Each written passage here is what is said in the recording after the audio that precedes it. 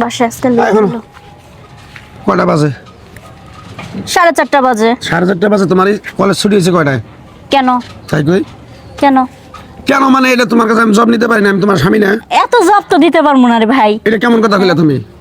এত কষ্ট করে আমি আজকে বাংলা রিক্সা চালাইয়া তোমারে আমি লেখাপড়া করাই কলেজে, আর তুমি আমার সাথে এরকম ব্যবহার করো কিনা? আমার কিরকম ব্যবহার করছিস? এই যে তুমি তো আগে এরকম ছিল না। কিরকম ছিল? আগে কলেজে গেছো বোরকা গায়ে দিয়া হিজাব পরে সবকিছু মিলিয়ে গেছো, আর এখন তুমি বাংলা ভাবে চলাফেরা শুরু করছো।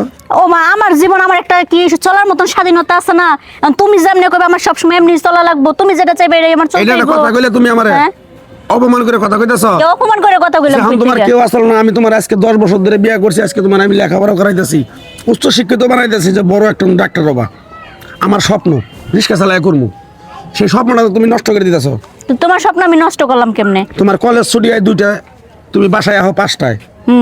তুমি আমি তোমার যেন যাওয়ার কই ডাইলে তুমি যাও বামে, তোমার যদি ওই জায়গায় যাবার না করে তুমি ওই জায়গায় যাও। তুমি পাইছোটা কি? আমার এত কথার জবাব তো আমি দিতে পারতাম না রে ভাই। এত কথার জবাব কি দিতে পারবো? আমার তো চলার মতন একটা জীবন আছে নাকি? আমি হইলাম তোমার স্বামী, তুমি আমার সমানে ভাই কইতেছো, মানে তুমি মনে আমার চিনোই না? না, তোমার অচিনার মতো চিনার কথা মতন কইতেছো। কি? হ্যাঁ? তুমি আমার এখন অপছন্দ করতেছো কি নিয়ে? তুমি আমার খুলে কও কথাটা।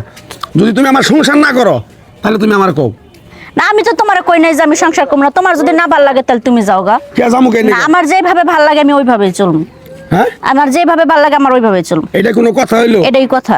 তোমার জন্য আমি সব কিছু ত্যাগ করছি। তোমার জন্য আমি এক সন্ধ্যায় ভালো করে খাওয়ার পারি না। তোমার কলেজ যেন সমস্যা না হয়, লেখাপড়া যেন সমস্যা না হয়, এটার অবদান কি? এটা দিতেছো তুমি না, এটা দি মুখের লিগা। আমি পড়াশোনা করতেছি, তুমি করাইতেছো। তোমার তো আমি বিয়ের আগে কইছি। এই এলাকার লোকজনে আমার কয় যে আগে তোর বউয়ের চলাফিরা আর এখনকার তোর বউয়ের চলাফিরা এক কিন্তু হইতেছে না। আগে বোরকা গাই দিয়ে, হিজাব গাই দিয়ে, মোজা হাতে টুপি মুপি দিয়ে তুমি গেছো, আর এখন তুমি কোন পরিবেশে গেছো? তুমি কতটা বিষয়টা বুঝছো? আমার এত বুঝন লাগতো না। তোমার যদি না ভালো লাগবে তুমি সুন্দর সেপারেট হয়ে যাও। আমার এত কথার জবাব তোমার আমি দিতে পারতাম না। হ্যাঁ, শোনো, রাস্তার মধ্যে দাঁড়ায় আমি চিট করতে পারবো তুমি না। তো দেয়া যায় এখন আমার মাথাটা নষ্ট করলা।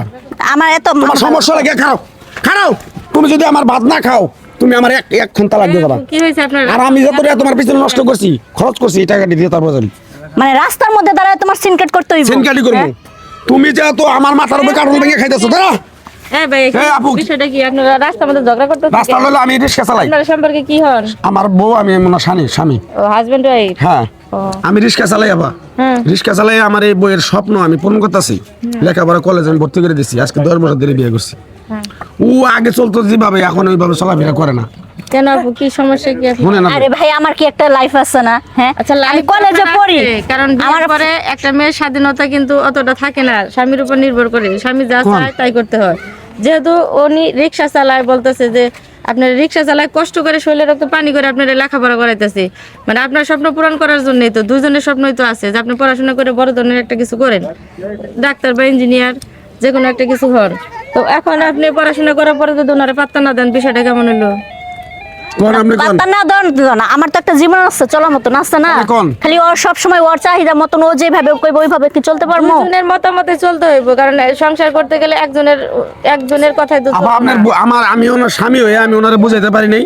আপনি তো মনে করেন আর কারা আমি চিনি না। আপনার যে কথাটা কইছেন, তো আপনাদের চিনি না। তো আমি তোর নিয়ে সংসার করে বনে খাবার চাই না।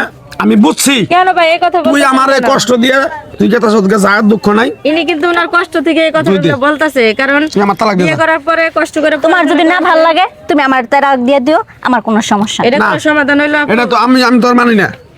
আমি এটা মানি না। তুই তোর বাপ মায়ের ফোন দে, তুই যেহেতু আমার ভাত আচ্ছা, খাবি না। মাথা গরম করবেন না। যাবো, আপনি বোঝার চেষ্টা করেন। আপনার একটা কথা কই যে যেহেতু আপনি ওনার কাছে বিয়ে বসছেন, মানে উনি আপনার স্বামী, সেহেতু আপনার ওনার কথা মানার চেষ্টা করতে হইব। কারণ আপনি উশৃঙ্খল ভাবে চলাচল করবেন। আপনি আচ্ছা ঠিক আছে, বাড়িতে আসো, আমার ফ্যামিলির লোকজন ডাক দিতেছি, তোমার ফ্যামিলির লোকজন ডাক দিতেছি। দেখছেন? সমস্যা সমাধান বাসায় এসে ফ্যামিলির করবে। লোকজনের সমস্যা আপনি সমাধান যেটা করতে কথা হবে। বলেন আপনার কথা রাখলো না। দেখেন, এটা শুনেন, আমার কথা শুনেন। এটা ফ্যামিলিগত ভাবে এই সমস্যাগুলো মানে মানুষের মধ্যে না জানানোই ভালো, নিজেদের মধ্যে সমাধান করাটাই ভালো।